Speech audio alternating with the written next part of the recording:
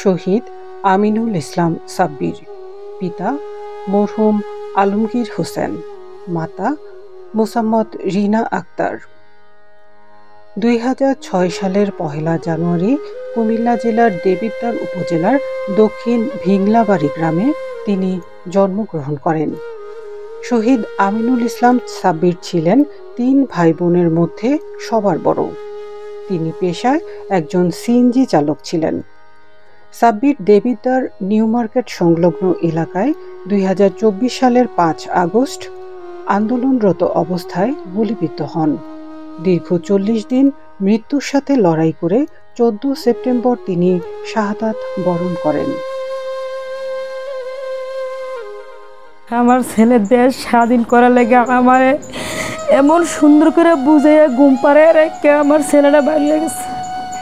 ৪ তারিখে যেমন আন্দোলন হয়েছে যখন দেবিদ্বারে, তখন আমার ছেলে আন্দোলনও ছিল, গাড়ি চালাইতো। কিন্তু আমার ছেলে কিন্তু বাবা নাই, আমার হাজব্যান্ড নাই। আর উনি আরও ৪ বছর আগে স্ট্রোক করে মারা গেছে। তখন আমার ছেলেটার মাত্র ১৪ থেকে ১৫-র কাছাকাছি বয়স। তখন আমার ছেলেটা গাড়ি সিএনজি চালানো ধরছে, ধরে আমার সংসারের হাল ধরছে। আমার সংসারটা টিকাইছে কোনো রকমে। আমার আরও 2টা বাচ্চা আছে, আমার 2 ছেলে 1 মেয়ে। আমার মেয়েটা ছিল 2 ভাইয়ের 1 বোন, অনেক আদরের ছিল। গড় আইয়া বোনেরা সুন্দর করে রাখিত। সামিয়া আক্তার, সামিয়া বেগম, আমার মেয়ের নাম সামিয়া। অনেক আদর করে সামিয়া বেগম কয়ে আমার মেয়েটারা ডাক দিত। 20টা টাকা পকেটে খুললেই বোনেরা দিত। ৪ তারিখে আন্দোলন করে আইছে, ঘাম সারা শরীরে, ঘামতে ঘামতে শরীরের অবস্থা খুবই খারাপ। তখন আয়া কইতেছে, আম্মু ওই যে রুবেল মারা গেছে, দেবিদ্বারের রুবেলে ৪ তারিখে আন্দোলনে মারা গেছে। আম্মু আমাদের একজন লোক মারা গেছে, নাম রুবেল। আম্মু আমি ওইখানে ছিলাম। ওরে বাবা, তুমি আন্দোলনে গেছো, আমি না তোমার না করি আন্দোলনে যাইতে। বাবা তোমার যদি কিচ্ছু হয়, আমার তো আর কেউ থাকতো না, আমি কার ফাইল ছাইয়া থাকতাম, তুমি এসব যায় না। না আম্মু যাইতাম না। তখন আম্মু কালকে আমি গাড়ি যাইতাম না, কালকে বেশি গন্ডগোল হইব, কালকে গাড়ি যেতাম না। আমি তো মনে করছি যেহেতু আমার ছেলে আমাকে মনে একটা বুঝ দিছে যে কালকে বেশি গন্ডগোল হইব, যাইতো না গাড়ি, তখন আমার ছেলেটা যাইব না। তখন আমার ছেলে সকালে ঘুমাইছে, অভাবের সংসার। আমি করলাবাজি করছি, করলাবাজি ঘুম থেকে বন্ধুরা রাখা উড়াইছে পরে আমার কামু বাদ দাও। তখন বাদ দিছি, আমি করলাবাজি করছি আর ডাল ফাঁক করছি, বাদ দিছি। করলাবাজি দেখে একটু রাগারাগি করছি, করলাবাজি দিয়ে ভাত খাইতে আর ভালো। তো আমি বাবারে, আমরা অভাবের সংসার, কষ্টের সংসার এইভাবে করি আমরা চলতে। এটা কিন্তু আমার বাপের বাড়ি, আমার বাপের বাড়ি থাকি। আমি একটা গড়ও করার মতো আমার সাধ্য আল্লাহ দিছে না, আমি একটা গড় করতে পারছি না। তখন আমার ছেলেটারে বুঝাইয়া খাওয়াই দিলাম। আমি এখানে বসে রয়েছি, আমার কাছে বললে আমার ছেলেরা যায় হাসি করতে করতে আস্তে আস্তে, তোমার লেগে আমার পকেটে 1500 টাকা আছে, আমি তোমার লেগে 1500 টাকার করলা নিলাম, করলা দিয়ে তুমি সব কিছু করে খাইবা। এ কথা কই ওই সিপারের মধ্যে যাইয়া আমি কই, তুমি আমার লগে ইয়ার কি মারো? আমি একটা গালি দিছি, হ্যাঁ রে, ওর বাবারে উড়াইয়া একটা গালি দিলাম, তুমি আমার লগে ইয়ার কি মারো? বাবুরে আমি যা ইয়া করতে পারি তাই আমি তৈরি করি, তুমি যা কামাই করে না দাও। ওইরা গিয়া যাইতে যেতেছি, আম্মু তোমার লেগে করলাম যাচ্ছে, এই কথা কইয়া আমার পিছন দিকে তাকাইয়া মুচকি একটা হাসি দিয়া বাড়ি গেল। এই বারো আমার ভূতের শেষ বারণ, এই 12 ভাই আর আমার ভূতের সুস্থ আর বাইতেছে না। তো একটা বা কয়টা বাজে আমি সঠিক কইতে পারি না। আমার ছেলেটা যখন গুলিবিদ্ধ হয়, তখন আমার কাছে একটা ফোন আইছে, আমার স্বাস্থ্য ভাই আমার কাছে ফোন করছে, আমার তাড়াতাড়ি দেবিদ্বারাই সাব্বিরে গুলি গেছে। তখন আমি আর কোনো আমার সেন্স নাই, আমি আর ঠিক থাকতে পারছি না। রাস্তার মধ্যে একটা দৌড় দেয়া পইরা আমি অজ্ঞান হয়ে গেছি, আমার সাব্বিরে বলে গুলি গেছে। আরে আমার ধর দুনিয়াত কেউ নাই, আমি কি কইরা? আমার লোকে হাসি দিয়ে আমার ফুলাটা বার হয়ে গেল। তখন আমি যাই, সবাই আমার মাথা পানি ঢালছে, পানি ঢালা উঠছে, যাই পান্নার ফুল দেবিদ্বার দৌড় দেই, কত জায়গা দৌড়াদৌড়ি করি। আমার ছেলেটারে আমি আর দেখতে পারতাছি না, আমার ছেলেটার খোঁজ খবর আমি পাই না। তখন আমার শুনলাম মুরাদনগর নিয়ে গেছে আমার ছেলেটারে। মুরাদনগর নিছে। মুরাদনগর তারা বলে নাকি মাথায় গুলি খাইছে, পিছন দিকে 2টা গুলি খাইছে। তখন মুরাদনগরে তার আমার ছেলের মাথায় বেন্টিস করে আমার ছেলেটারে কুমিল্লা বাড়িছে। কুমিল্লা নেওয়ার পথে আমার ছেলেরা অ্যাম্বুলেন্সটার মধ্যে আক্রমণ করছে দেবিদ্দার আওয়ামী লীগের লোকেরা। আক্রমণ করে আমার ছেলে যে অ্যাম্বুলেন্সটার মধ্যে ছিল, অ্যাম্বুলেন্সটা গ্লাস ট্লাস সব ভাঙা লাইছে। তখন আমার ছেলের লগে শুধু এর একজন বন্ধু, আর আপন বলতে কেউ নাই। আর আমার ভাইয়ে, আমার ছোটো ভাইটা, তখন দেবিদ্দার গাড়ি ভাঙচুর করে আমার ছেলেটারে তারা বার করে সিএনজি করে কুমিল্লা মেডিকেল লইয়া গেছে। কুমিল্লা মেডিকেল নেওয়ার পথে ওইখানে কোনো ডাক্তার নাই, আমার ছেলের কোনো চিকিৎসা হইতেছে না। শুধু একটা সিস্টারে আমার ছেলের হাতে একটা ক্যানোলা ফিট করে কইতেছে তাড়াতাড়ি হেরে ঢাকা নিয়ে যান, হের মাথার মধ্যে গুলি, হেরে তো অপারেশন করানো লাগবো, এখানে এই ডাক্তার নাই, আপনারা তাড়াতাড়ি এখানে দেখেন রুগীর অবস্থা বেশি ভালো না, ঢাকা নিয়ে যান। তখন ঢাকা নেওয়ারও কোনো ইয়ে নাই। পরে আমার ভাইয়ে আর আরেকজন লোক, ওই লোকেরা নিজের রিক্সে একটা অ্যাম্বুলেন্স মাত্র পাইছে। রাত্র হয়ে গেছে, আমার ছেলেটা এখানে ঘোরাঘুরি করতে করতে রাত্র হয়ে গেছে। তখন একটা অ্যাম্বুলেন্স ভাড়া করে 15,000 টাকা চাইছে। এরপর আমি কইছি আমার শরীরের সব রক্ত আমি বিক্রি করে দিলাম, আমার শরীরের যা কিকরি আছে আমি সব বিক্রি করে দাও, আমার ছেলেটা যদি বাঁচে আমি রাস্তা ভিক্ষা করে আমার ছেলেটা লয়ে আমি খাইলাম। আমি সব, আমি একটা কুদুর জায়গা আছে এটাও আমি বেচছিলাম। আমার কোনো কিছুর দরকার নাই, আমার ছেলেটারে খালি তোমরা বাঁচাও। আমি তো যাইতে পারি না, ওই সময় গাড়ি ঘোড়া কিচ্ছু চলে না। তারা 15,000 টাকা ভাড়া করে আমার ছেলেটারে ঢাকা লইয়া গেছে। ঢাকা নিয়ে কোনো মেডিকেলে ঢুকাইব কোনো ভিজরে পায় না। আমার বাইটারও তেমন বয়স না, 22-23 বছর বয়স আমার বাইটার। তারপরে নিয়ে অ্যাম্বুলেন্সের যে ড্রাইভারটা, এই ড্রাইভারের কথায় নিয়ে ঢাকায় ইউনি হেলথের মধ্যে নিয়ে ভর্তি করাইছে। ধানমন্ডি ইউনি হেলথে নিয়ে ভর্তি করাইছে। 5 তারিখে আমার ছেলেটারে ভর্তি করাইছে, 6 তারিখে আমার ছেলের মাথার অপারেশন করে গুলি বের করছে। আর ওষুধ, আর আমি বাড়ির থেকে এই রাস্তায় রাস্তায় সবার কাছে টিয়া খুঁজছে, আমি হাত পাইতে মানুষের কাছে টিয়া দিছি। এলাকার মানে ছেলেরার বন্ধুরার কাছে হাতে ধরি ভাইয়ে ধরি সবাই মিললা আমার ছেলের বক্সটি মনে হয় এখনও আছে, যে বক্সটি বানাইয়া টিয়া উঠাইছে, এই বক্সটি আছে এখনও। এই টিয়া উঠাইয়া এই টাকা পাঠাইছি। তারপরে আমি 4 দিনের মাথায় আমি গেছি, যাইয়া দেখি আমার ছেলেটারে আইসিইউ থেকে বের করছে। তারপরে গেলাম হাসপাতাল, আমার দেখে আমার ছেলে কান্দা, কই বাবা তুমি আমার কথা শুনছো না, আমার ঘুম পাড়ায় রেখে তুমি আন্দোলন করতে গেছো। কয় আম্মু, আমি কত মুহ বাজে কথা কইতার না, আস্তে আস্তে কয় আম্মু আমি এখন আর তোমার কথার অবাধ্য হইতাম না আম্মু, তোমার কথা আমি সব সময় বললাম। ফুতে যাইব গা দুনিয়া ছাইরা, তখন বলে আমার কথা শুনবো। কয় আম্মু আমার তো আস্তে আস্তে কথা কয় আম্মু, আমার তো গুলি করছে, আমি যতটুকু আঘাত না পাইছি আমার তো মাইরা তার চেয়ে বেশি আঘাত করছে।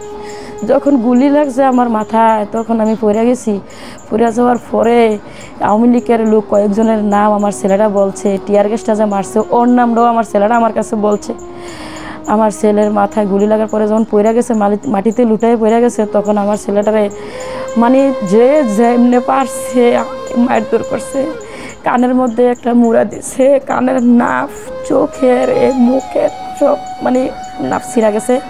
তখন আমার ছেলের গুলি লাগছে বাম সাইডে মাথায়, এই সাইডটা আমার ছেলের অবশ হয়ে গেছে, চোখটা বন্ধ করতে পারে না, এরপরে মুখটা কিছু চাবাই খাইতে পারে না। কত আমার ছেলের শিরিষ দিয়া, ওই যে নল দিয়া, নলের সাহায্যে আমার ছেলেরা মুখে খানা দিতাম।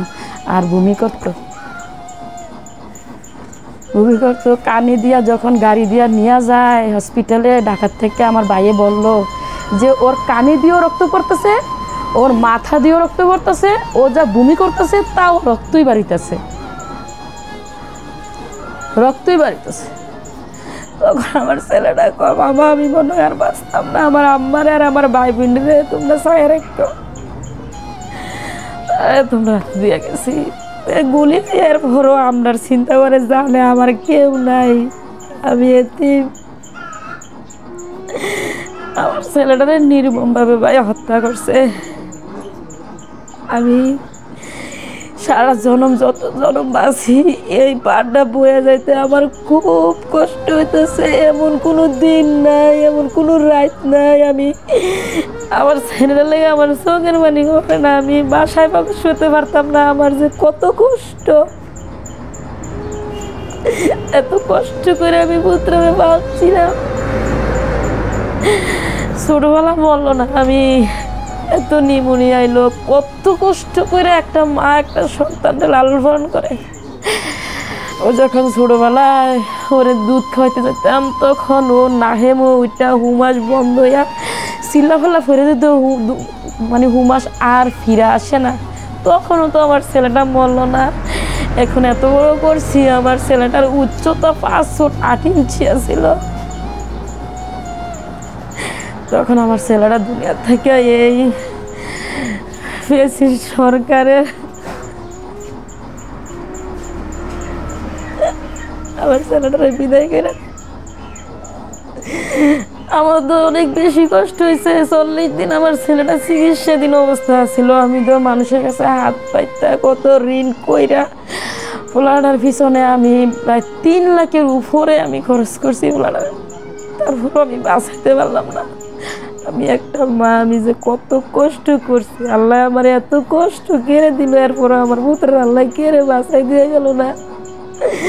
আমি তো আল্লাহর কাছে খালি নামাজ পড়ে পড়ে খালি কইছি, আল্লাহ আমার কিচ্ছু লাগতো না, আমার পুত্রের খালি তুমি বাঁচাই দিয়ে যাও, আমার আর কিচ্ছু লাগতো না।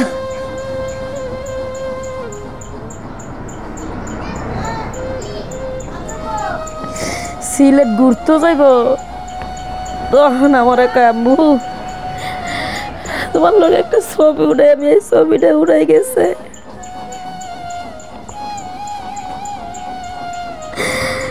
যে পিছনে গুলি লাগছে অপারেশনের পরে, এই ছবিটা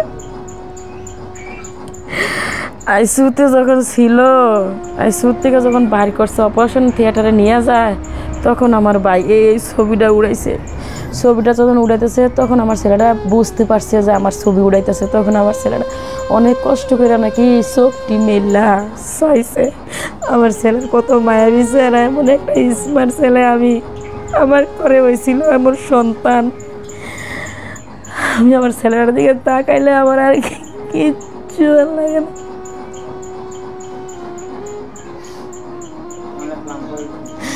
যে সময় খারাপ লাগে ছেলের কথা আর মানে মনে আর বুঝাইতে পারি না, তখন আমি কবরস্থানে গিয়ে বয়ে দেই, কত টাকা ডাকি, সাব্বির আমি তোমার মা, আমি আইছি তোমার কাছে বাবা। আমার ছেলেটা আমার লাগে কোনো উত্তর দেয় না।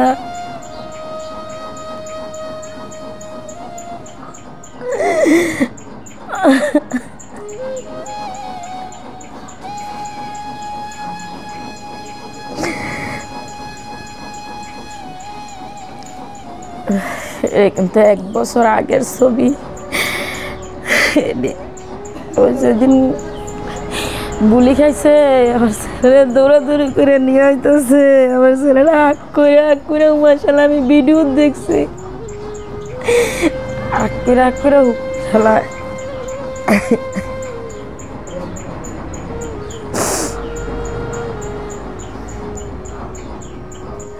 ওই জুলাই ফাউন্ডেশনের থেকে পাইছিলাম 5 লাখ টাকা।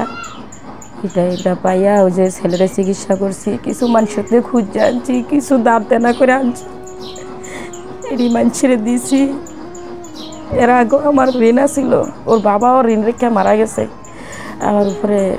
সব কিছু মিলাইয়া আমি অনেক কষ্টে, মানে আমার মতো মনে হয় অসহায় মা দুনিয়া, মানে আমার ছেলের মতো যারা এইভাবে শহীদ হয়েছে সবাই মনে করি আমার মতো অসহায়, অনেক কষ্ট। আমার যেমন কষ্ট লাগে আমার সবারই কষ্ট। এত বড় কষ্ট বয়ে যাওয়ার মতো ক্ষমতা আল্লাহ কিভাবে আমার দিছে। আমি তাদের বিচার চাই। তারা আমার ছেলেটারে নির্মমভাবে মারছে। আমার ছেলেটার কি দোষ ছিল? আমার ছেলেটা তো কোনো রাজনীতিও করছে না, রাজনীতি করার বয়স হয়েছে না। আমার ছেলেটারা তারা এইভাবে মারছে। আমার কাছে কিছু আমার ছেলেটার নাম বইলা গেছে। আমি তার সর্বোচ্চ শাস্তি চাই। তারা যেভাবে মায়ের বুক খালি করছে, তারার মার বুক যেন আল্লাহ এমনি খালি করে, তারার যেন আল্লাহ এমনি শাস্তি দেয়। আমি মা যেমনি কুয়াইয়া আমার দিন যায় রাত যায়। আল্লাহ যেন তারা মারারও আমার মতো করে। আমি তার সর্বোচ্চ শাস্তি চাই, আমি তার ফাঁসি চাই। আমার ছেলেরা যেমনি মারছে এমনি তারা যেন উচ্চতর শাস্তি দেয়, তারার যেন কোনো দিনও আর অন্য মায়ের বুক খালি করার মতো সুযোগ না পায়, তারার যেন এমন শাস্তি দেয়। আমি সরকারের কাছে আমার আবেদন, সব হত্যার খুনিদেরকে যেন এমন শাস্তি দেয় যাতে তারা যেন কোনোদিনও কল্পনা করতে না পারে, বা তারার মতো অন্য কেউ যাতে কল্পনা করতে না পারে যে মানুষ মারবো বা মানুষের উপরে আক্রমণ করবো, এরকম কোনো এই জিনিসটা যেন ভাবতেও না পারে, এরকম শাস্তি যেন তারা দেয়। আমি সরকারের কাছে আমি এটাই চাই।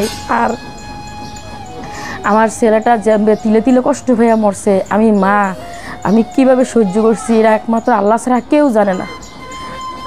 আমি তাদের বিরুদ্ধে আমি মামলা করছি, আমি তার সর্বোচ্চ শাস্তি চাই। না, এই যে আবুল কালাম আজাদ সরাসরি রাতে আসিল, এই পিস্তল আসিল, গুলি করছে।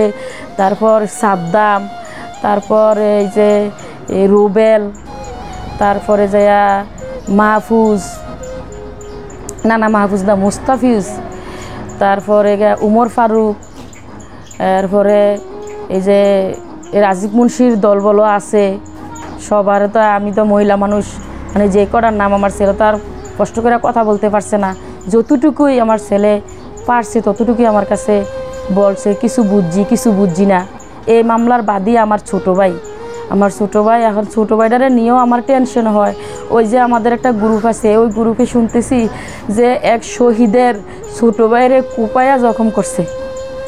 তো ওই নিয়ে আমার টেনশন হয়। আমার ভাইয়ের নামে মামলা করছি, অনেকে আমাদের এলাকার লোক আছে, তারা আমার ভাইয়েরে হুমকি ধুমকি দেয়, অনেক কথাবার্তা অন্য মানুষের মাধ্যমেও বলে যে কোনো দিনও মানে 15 বছর পরে হোক বা 16 বছর পরে হোক বা 10 বছর পরে হোক আওয়ামী লীগ আবার ফিরবো, আওয়ামী লীগ ফিরা নাকি আমার ভাইয়ের উপরে, তারা আমার ভাইয়ের বাদীকে বিচারে আমার ভাইয়েরে তারা ক্ষতি করব, এরকম বলে মানুষে।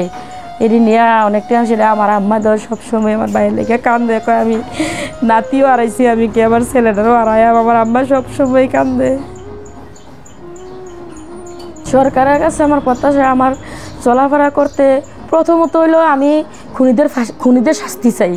দ্বিতীয়ত আমার 2টা বাচ্চা নিয়ে আমার চলাফেরা করতে অনেক কষ্ট হয়। আমি থাকি বাবার বাড়িতে, আমার একটা ঘর নাই, কিছু নাই। আমি সব কিছু মিলে তো আমি অনেক কষ্টে আছি, যাতে আমাদের একটা চলার মতো যে দুনিয়া 2টা বাচ্চা নিয়ে যদি চলতে পারি, এরকম কিছু ব্যবস্থা যেন আমরা করে দেয়, এটাই সরকারের কাছে। আমার ছেলেরা তো আমার কামাই করে লেখাপড়া করতে পারছে, আমার কামাই করে খাওয়াইতো, অন্ধ এটাও নাই, আমার কোনো আশা ভরসা নাই। আমার ছেলে বলতো, যখন হসপিটালে ছিল তখন বলতাম, বাবা তুমি কেন গেছো, আমার যদি এত কষ্ট হইতেছে। আম্মু আমি দেশ স্বাধীন করতাম গেছি, দেশ স্বাধীন করছি। আম্মু তুমি আমার লেগে দোয়া করো, দেশ স্বাধীন করার লেগে এইটুকু ত্যাগ স্বীকার করো আম্মু।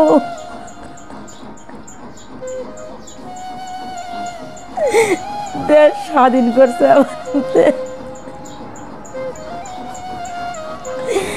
আমার হাতে, দেশ স্বাধীন করছে। আমার বলছে আমি ত্যাগ স্বীকার করতাম। তো আমার ছেলেটা শহীদ হয়েছে, সবাই আমার ছেলের জন্য দোয়া করবেন। আমার ছেলে যেমন এই দুনিয়াতে শহীদি মর্যাদা পাইছে, আল্লাহ যেন আখিরাতেও আমার ছেলেটাকে শহীদি মর্যাদা জান্নাতের উচ্চ মাকাম দান করে।